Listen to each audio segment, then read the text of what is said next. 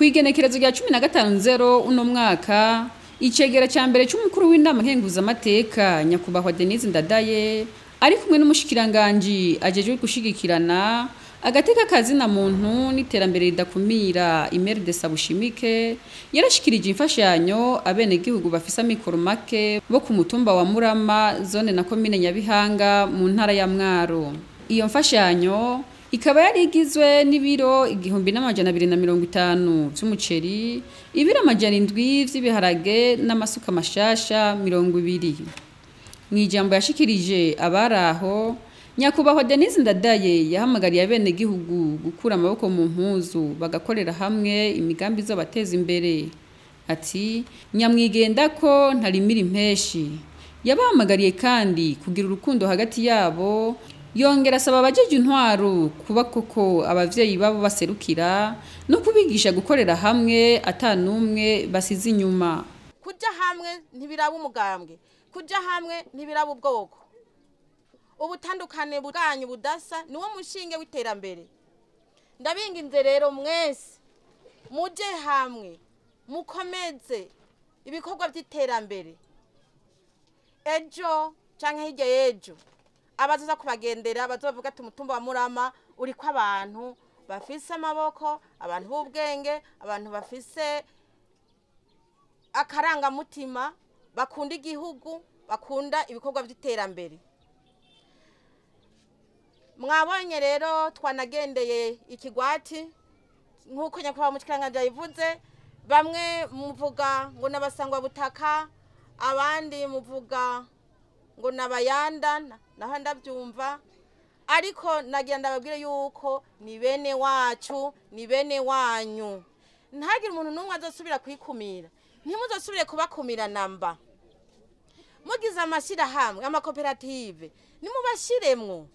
None ko tubarondera kwa majwi, umukuru w'umutumba kwa batwara, none wo twari igice kimwe cabo, ikindi naco kaba ari c'abandi bantu. Tutegerezwa kuja hamwe rero. Aha rero turiko tubwira abajejwe intwaro kugira bavyumve. Ntashira hamwe ry'umugwi umwe, ishira hamwe n'iryabavuka mutumba bose. Kuja hamwe. Nimubabarane rero, mushigikirane. Urukundo ni soko y'iterambere. Ayo makoperative tubabwira n'amashira hamwe ahuza abantu. Iyo muri hamwe umwe aramenya ati kwa naka bimeze uku, naka yarayariye, kwa naka abuze iki niki niki. Iyo mumaze kumenya rero muri hamwe, kuko muragira amanama mukavugira hamwe, muca mumenya ibigoye mu rugo rwako kwa kanaka, mukamenya ibigoye urugo rwa kanaka, gutyo bigatuma mubitorera umuti. Aho rero turiko turabwira abajejwe intwaro, duhere ku mukuru w'umutumba, tuje kuri bamwe bane basangiye ikivi, tukaja kuri nyumba 10, kuko murabavyeyi b'umutumba. Murabavyeyi b'umutumba mutegerezwa kumenya ibibera ku mutumba.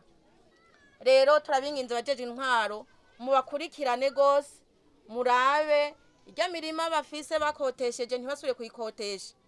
Ibi mirima yabo bayikorere kuko barafise amaboko.